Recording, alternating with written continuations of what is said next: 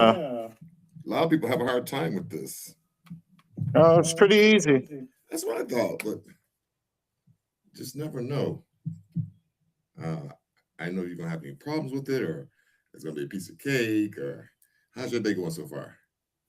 Going far. It's going good so far. You have to get up early in the morning, go to the plant or something, go to work. I don't work until 5 today. I'm only working a couple of lessons, and that's it. Okay, so you're teaching. Yes. Okay, all right. Where are you teaching at? School of Rock School out in Troy.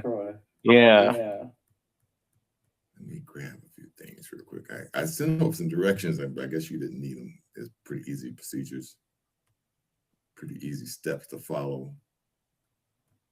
I just want to grab something real quick.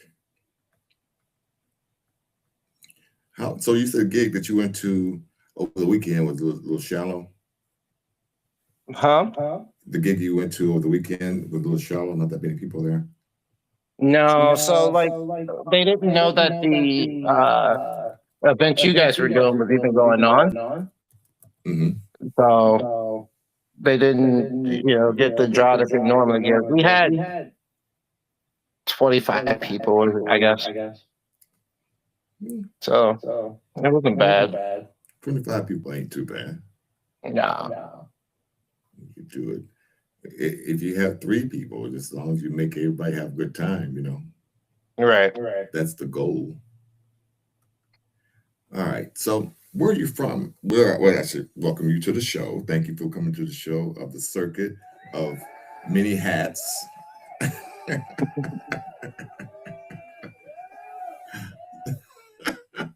I like it. Hopefully you can hear me pretty good. Hope sound quality is there. I see good lighting on your side, so that's beautiful. Yeah. So where are you born at? Where are you from? I'm from Detroit. You're from Detroit, born and raised in Detroit? Yes, sir. Okay. And music has been an aspiration of yours, like your parents play or your grandparents, or my father is in the Blues Hall of Fame. Don't just skip over that. Tell us a little bit about that. His name is Curtis Sumter. Okay. He's been playing forever. And I think him and James Floyd got inducted together just before COVID. Okay. Well, what instrument he played? He's a drummer, singer. Okay. All right. Now, do you sing also? Say that again? You sing also? You're a singer? I do. Okay. I don't know if I've ever heard you sing. I know you're a monster drummer. I really enjoyed your chops as far as the drummer's concerned. But did you sing this past weekend? Yes. Did some Stevie Wonder. I missed it. Man, when's your next gig? Put a plug in. We're playing this weekend out in Lake Orion, opening for James St. Holmes. Okay. All right. Let's see if I can catch that. Okay.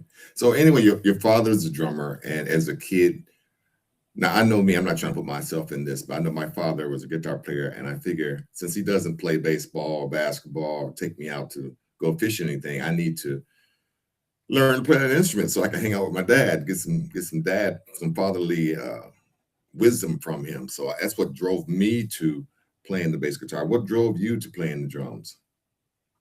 I actually wanted to be a keyboard player. Okay. I want to be a saxophone. My sister wanted to be a saxophone player. And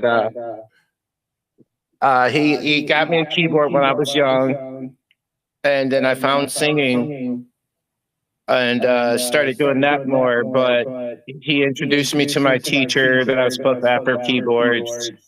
But he ended up buying a Pro Master set. So there wasn't really much room for me to get the lessons. So I ended up picking up drums because it was there. Well, as a young kid with drums, I guess your parents never felt there's going to be a lot of noise. A lot of parents, especially if they're not musicians, they get their kids in drums and not realize that he's going to be making a lot of noise. He or she is going to be making a lot of noise with those drums. And your father being a drummer, I'm sure he had no qualms about that. As long as I was quiet. How do you be a quiet drummer? That's the crazy thing about being a drummer is that just something you have to learn. Okay. It's Okay. it's an art to it. You gotta be able to have the touch. So did your dad see that in you at an early age? Like was a babe, had some sticks that you're playing with from the coat hanger sticks or something, beat on everything on the house, I don't think his intent was for me to be a drummer. I hear that a lot. Yeah. I just kind of picked it up. Uh-huh. Mm-hmm. And then once he's seen it, well, if you're going to be in the business, then let me coach you. Let me get you straight. Let me put you on game. Is that something similar to what happened? He threw me into a bunch of open jams with a lot of like really high caliber players. Like I said, James Floyd would like torture me on stage. What do you mean to like give you a look or just say, what are you doing? Play on the one. Stay on the one. Yeah. Oh yeah. Oh yeah. And he would yell it out on stage. He'd like stomp his feet and be like, get on the one. Get on the one. Just because I know your dad, I'm not gonna be easy on you. If that's what you're thinking. Well, there's some musicians, especially when they're very experienced and very good at what they do, they could be hard on new musicians or people who are just starting out. But you need that. You need that iron core, hard push to make you hard as steel. Right. And so then did you start taking classes at the schools and getting into marching bands and things of that nature? Tell us about your high school life. I started doing school band in 6th grade. Okay. And then I took that through high school.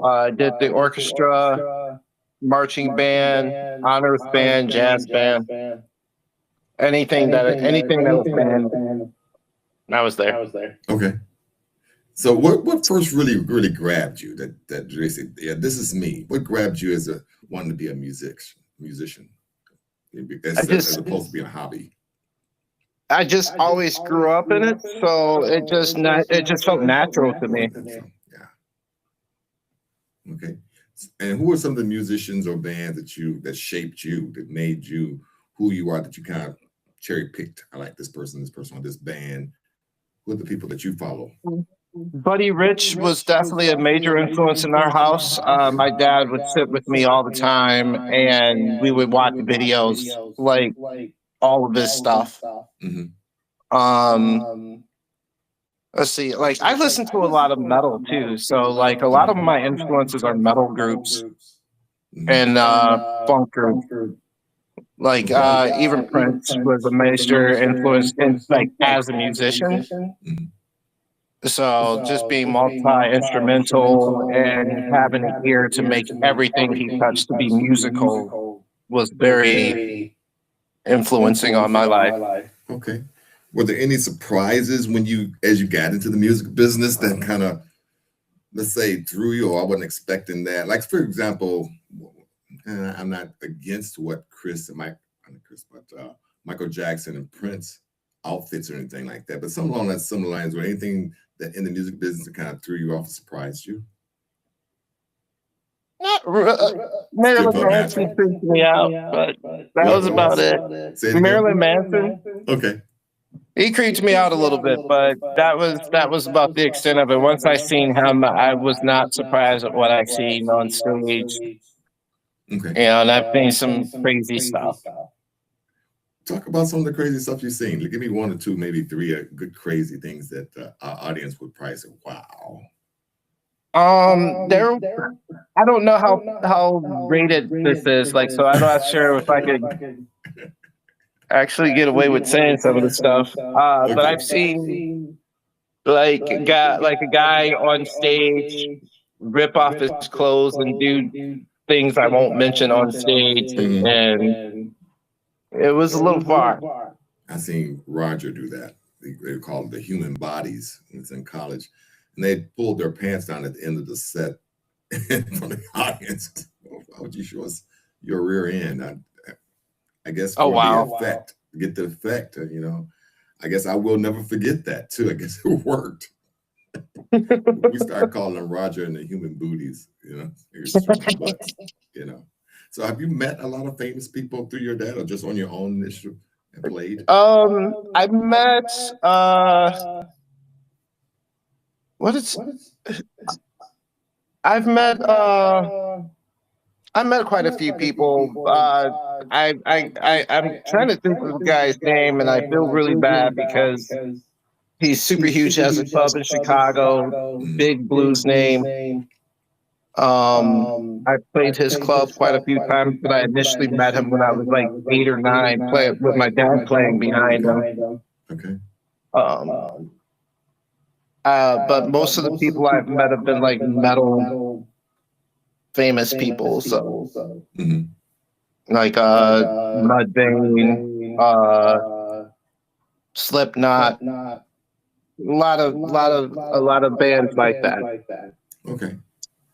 And so what type of genre of music are you saying you mostly like or love rock, or do you just say I love them all, or I love them all. You love them all. So that's what I say. I love them all. There's no preference. Yeah.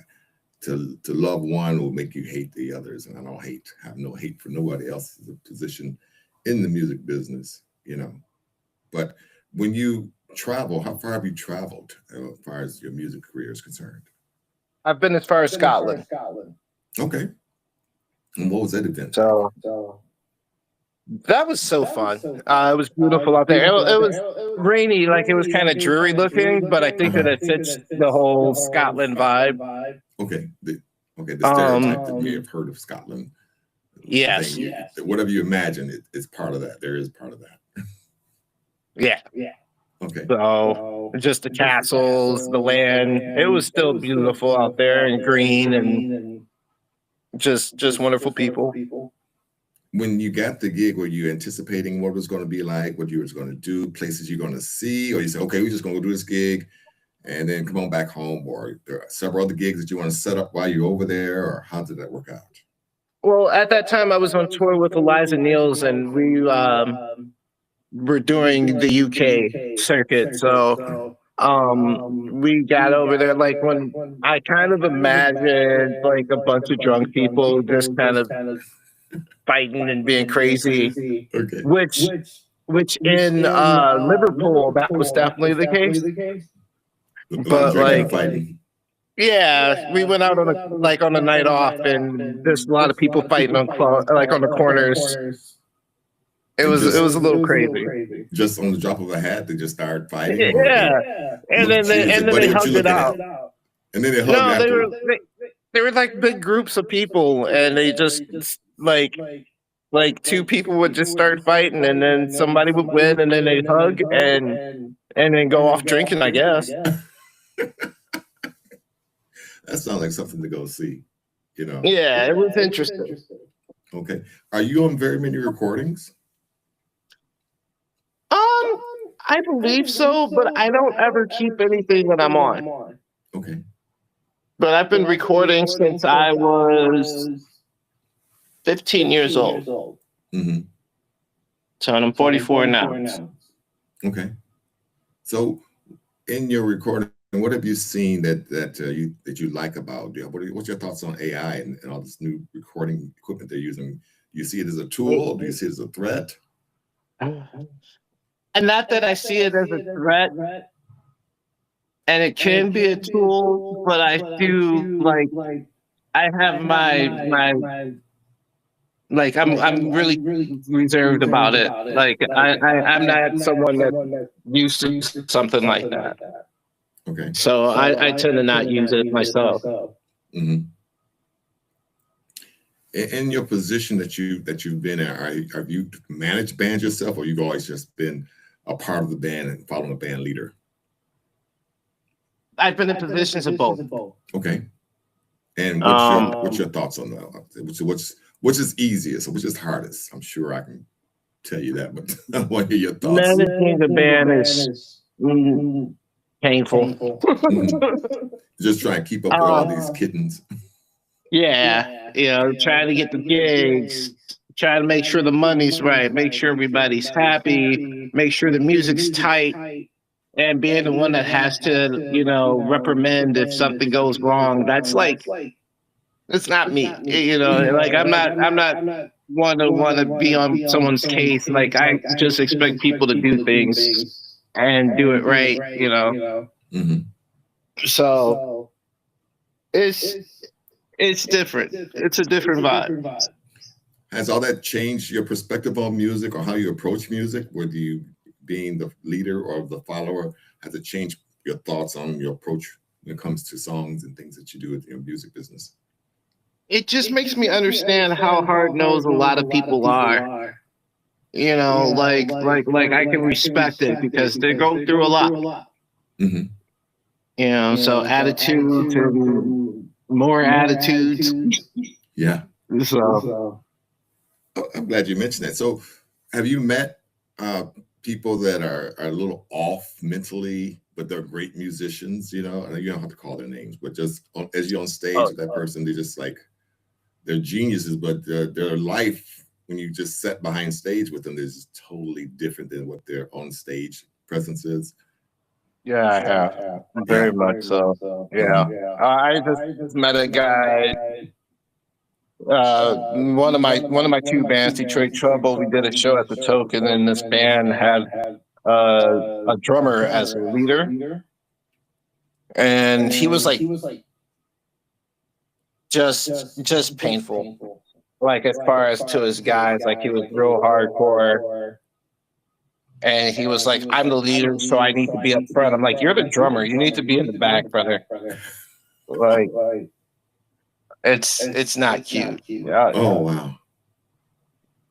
he was just, but he was a nice guy. Don't let, Okay. but I just wouldn't. I couldn't work for him. Okay. Okay. I understand that. And then the musicians that you meet some really nice people as well that Oh you perform with and they treated you well. How do you feel about them? Did you say they too nice or they?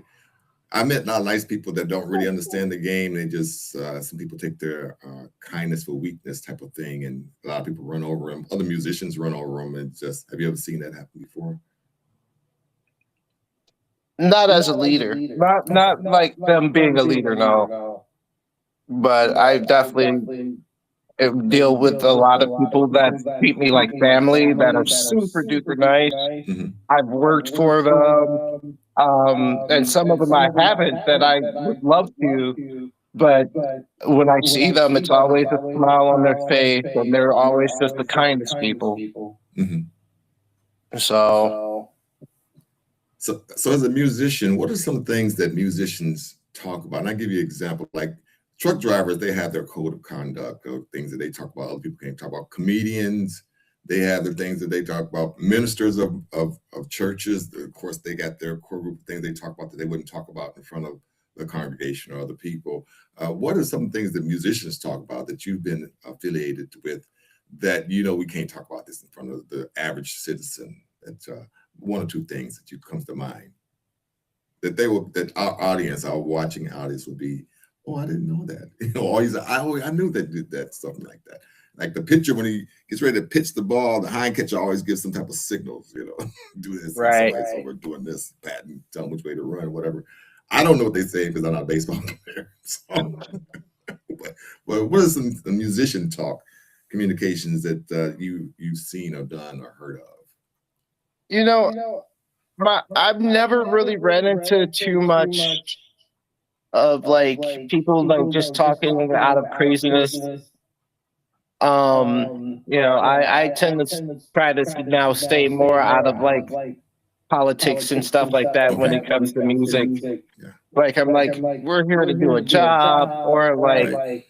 if we don't agree on something, I'm like, let's not do this because it's not going to be conducive to a friendship later or work relationship later. So let's not go there. You can foresee that. That's what's Mhm. happening. You can already see it. You can see the handwriting on the wall, they used to say. Yep. And 6 years ago, I would have been arguing with them, but now I'm just like, no, this is not worth Let's just like let it go and let's have a good time and not, you know, Okay. especially if there's drinking involved. Oh, I don't drink, but it gets, people get silly when they're drinking and they start talking a bunch of gibberish. so how do you feel about people who do drugs or drink before they get on stage? Before they get on stage, Yeah. I'm firing you. Okay. If you're the manager. Mm-hmm. And if you're playing alongside of them, what's your reaction when you're playing alongside people like that? If it doesn't affect you on stage, which is 9 times out of 10 will, I don't want to be on the stage. Yeah. I like the alcohol isn't such a bad thing if you're having one or two drinks, whatever. But when you're slamming them down and it's hard liquor and it just, you gotta be cognizant of your surroundings and of your music. Okay. And that's supposed to come first. Okay. I agree. So what's your thoughts on the union? You don't have to answer the question that you're part of the union, but what are your thoughts for the musician union? Are you pro or con or even with I that? think that something needed to be done. Yes.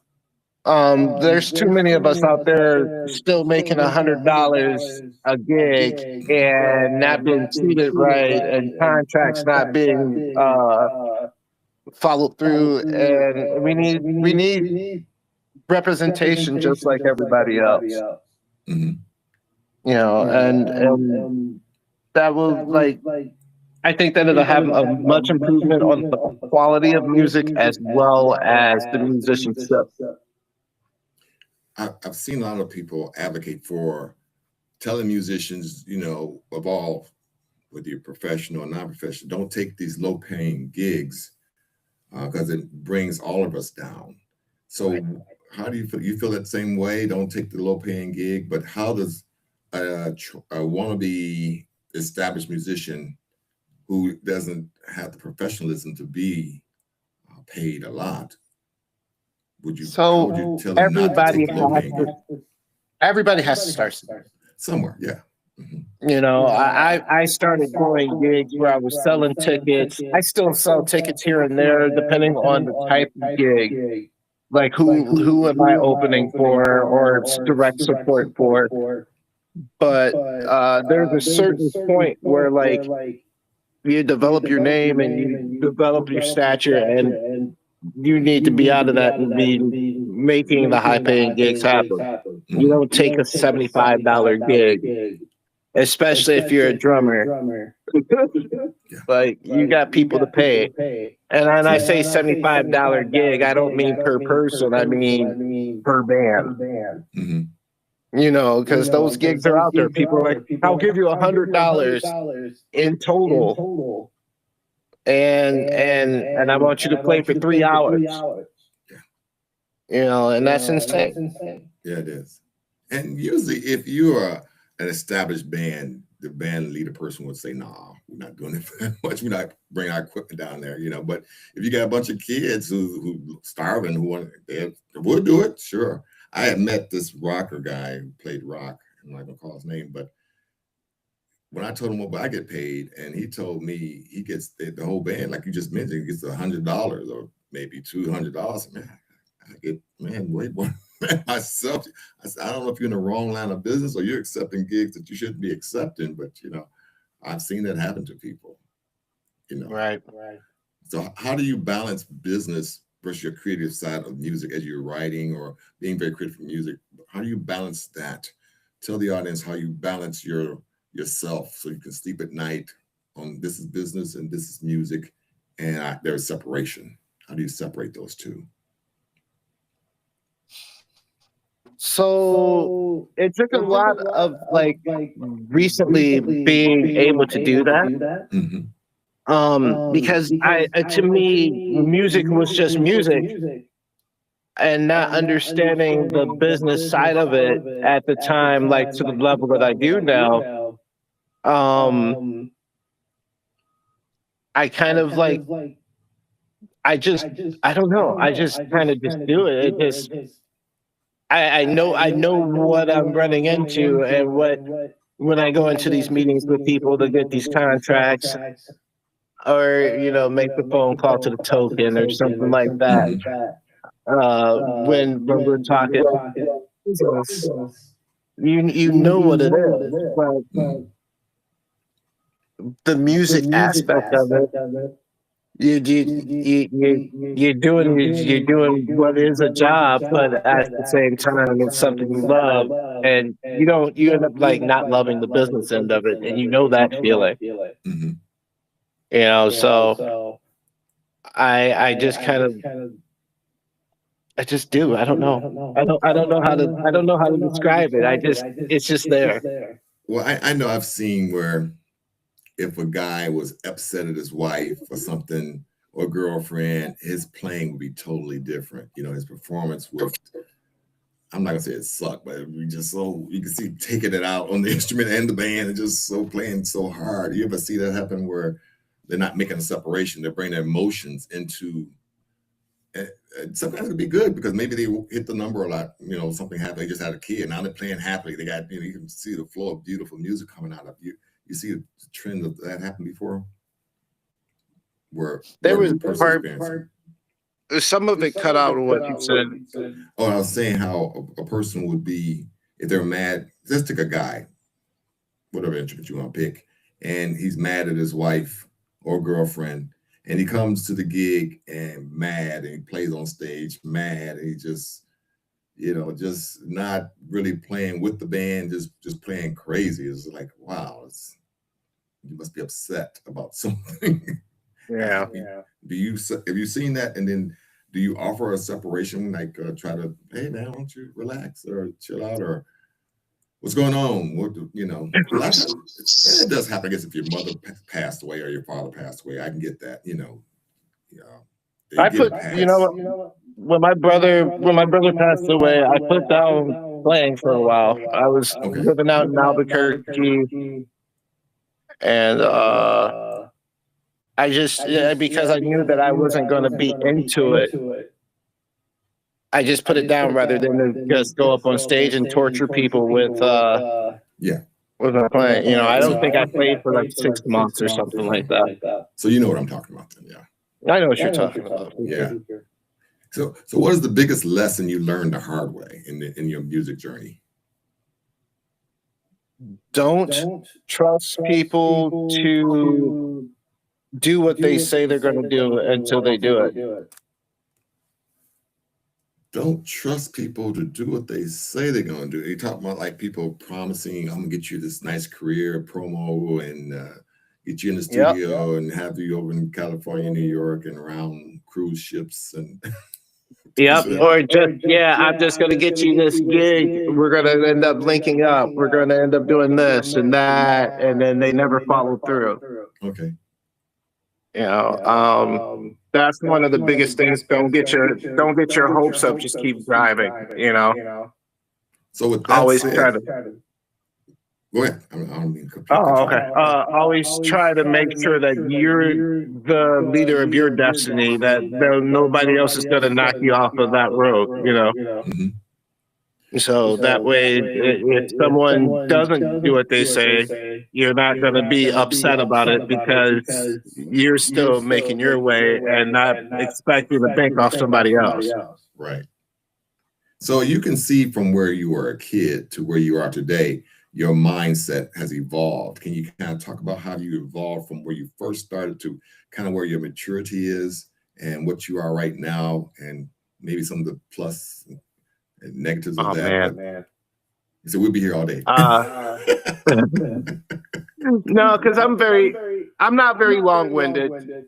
So like for me, it was kind of like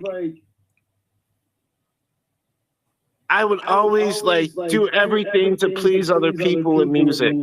Yeah. And I realized as I got older that if I'm not pleasing myself as a musician, I can't please anybody else. I got to make myself happy. So like taking every job being in 12 bands at one time, which was a number for me. I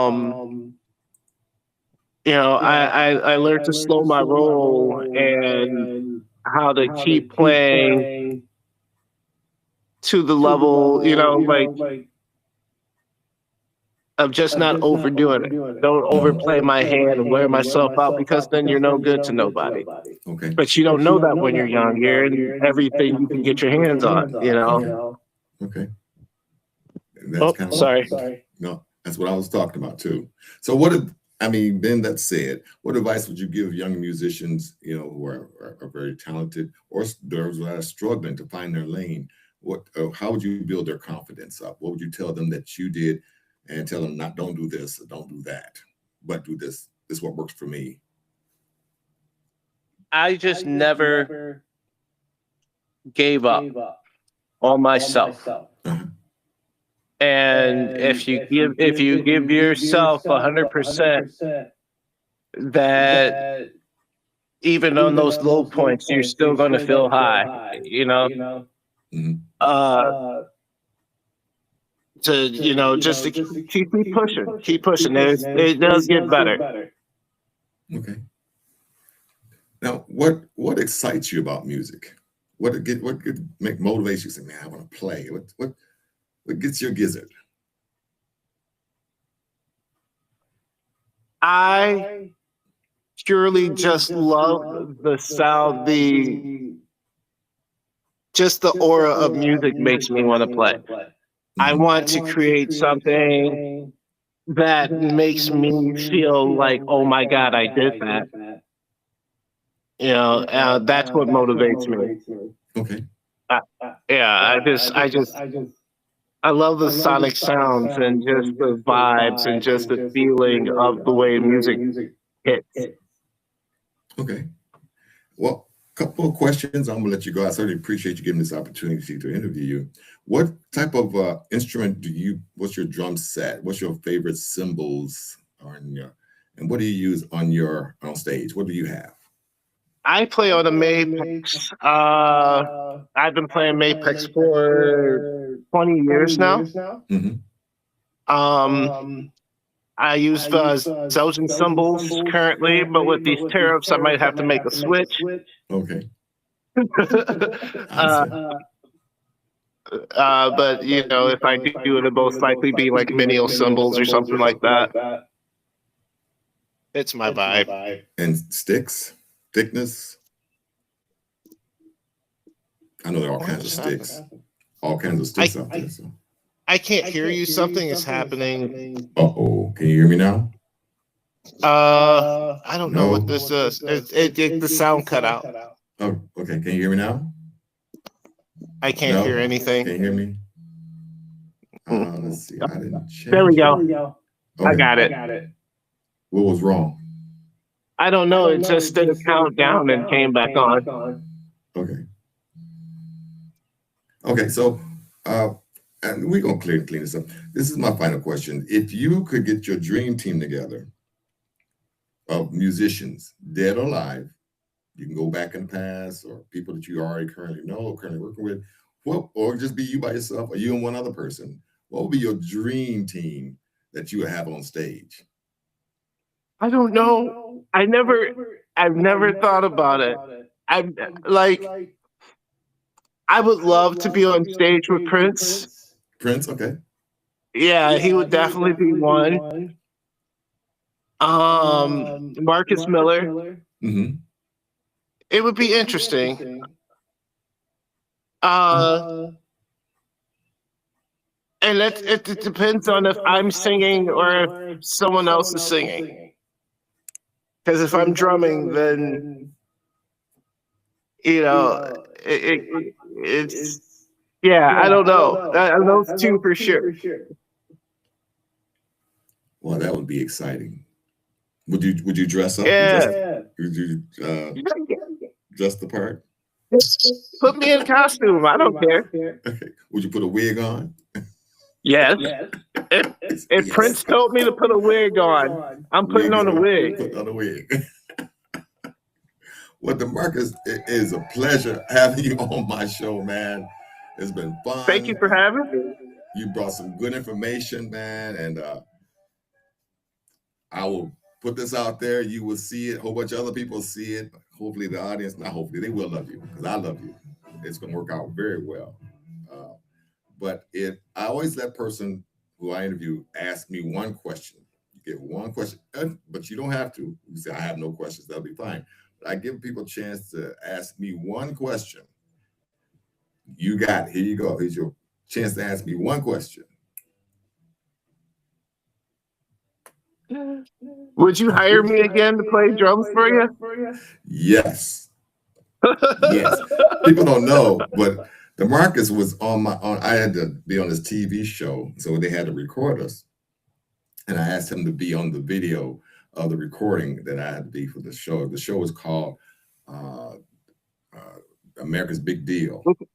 Yeah. Did you ever see did you get a chance to see the recording? I did see that. I saw that episode. Yeah. So I hired you for that recording, and I would hire you again. I think you played with the Chris Candace band one time, a couple times, didn't you?